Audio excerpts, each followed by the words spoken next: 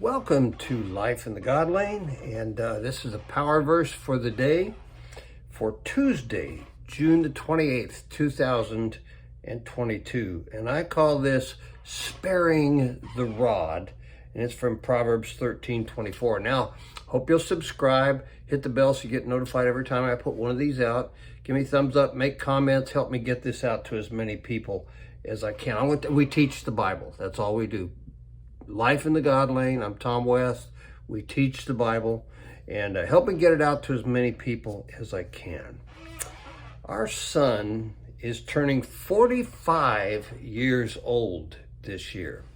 Now, back when he was around 4 years old, we had a neighbor that lived behind us who was, I'd call him a cranky old man. And our son was throwing some small rocks into this guy's backyard. And the old boy went nuts.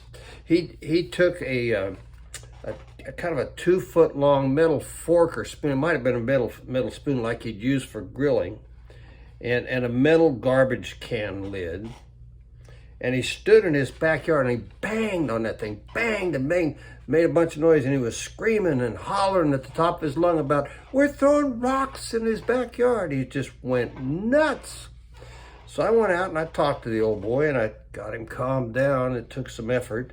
Explained then to our son to never throw rocks over the backyard because it drove our neighbor nuts. A few days later, I saw our son throwing rocks over the fence again, you know. So I brought him inside, sat him down, and I said, I saw you throwing rocks over the fence. Were you throwing rocks over the fence? He said, no, I wasn't throwing rocks over the fence. I told him I saw him doing it again. He said, no, I wasn't throwing rocks over the fence. This went on several times. Finally, I spanked him with my hand. I'd never spanked him before, okay? And he denied it again. We went several rounds like this. Finally, he admitted, amid tears from him and me and my wife, we're all crying, he admitted that he'd thrown rocks into the guy's backyard. We all cried and hugged and affirmed him telling us the truth. And you know what? I never spanked him again. I never spanked him again. And to my knowledge, he was always truthful. Proverbs 13:24 still is today, still is that kind of guy today. He who spares the rod hates his son, but he who loves him is careful to discipline him. This does not suggest that you beat your kid with rods. It doesn't suggest that. Be like a stick to spank him. But it does suggest that some corporal discipline has its place.